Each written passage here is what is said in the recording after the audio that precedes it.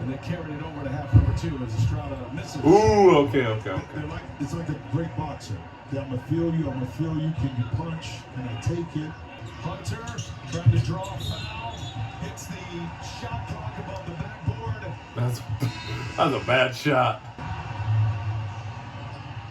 And the Alabama Crimson Tide will roll into the Final Four for the first time in program history.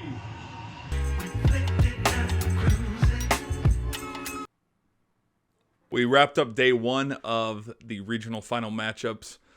We had Clemson versus Alabama today. We had UConn versus Illinois. So the left side of the bracket is complete. Tomorrow we wrap it up to figure out who the final 2 teams for the Final Four are. Here's my reaction. UConn, oh my gosh. I put a poll up just barely. Well, not barely. It was a couple hours ago. But are they going to go back-to-back? And truthfully, it just seems inevitable, man. Like, we haven't seen a lot of back-to-backs recently in college athletics. Most recent one, I would say, is Georgia winning national championships back-to-back just because of the sheer dominance of how that program turned around. But then for basketball, it seems like it's a different team every single year. But, man, UConn, it doesn't matter who they play. They just dominate them. And today, 30-0, a 30-0 run.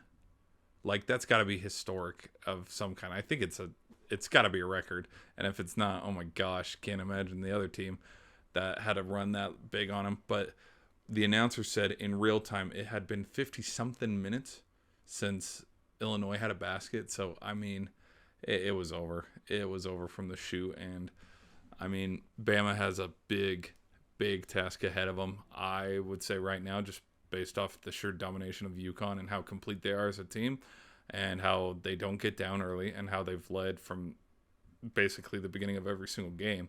This is UConn's to lose. UConn's probably going to beat Bama by 15 points, 16 points. It is impressive that Alabama and Clemson went down to the wire there, and the three-point shot ability is what swung the momentum because Clemson got on them early, but they just kept chipping it away. I think Hall fouling out was a big, I mean, I know it's just one player because there are other players that had a huge impact on that game for the Tigers, but just Alabama proved to be too much.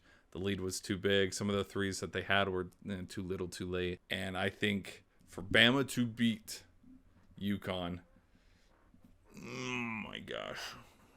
UConn just can't show up. That's one thing. They don't get off the bus. That's one. But I would say Bama's got to shoot lights out from the 3 and dominate the paint. And I know it's like, well, that's how you win every single basketball game. But, like, no, seriously. UConn throttled Illinois. And I don't see it being any different when they play Bama. I don't see it being any different if they were to play Duke or NC State.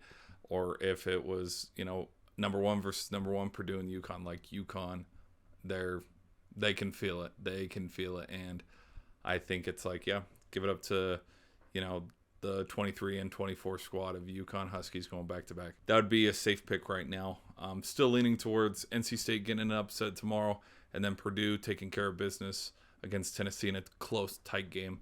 But, man, holy cow. Two good teams in the primetime slot finishing it off. So one good game with the Tide and Clemson, which another cool thing is, like, history was going to be made either way because it was going to be the first appearance by both teams. And I think it's funny that the team they had last year, with how loaded they were, no pun intended, they couldn't get past San Diego. But this year, with new players, new coaches, they get to the Final Four. It's kind of cool. So, I mean, I guess Alabama should take it as an honor to get whooped by 20 next week, but we'll just have to see. Catch you in the next video.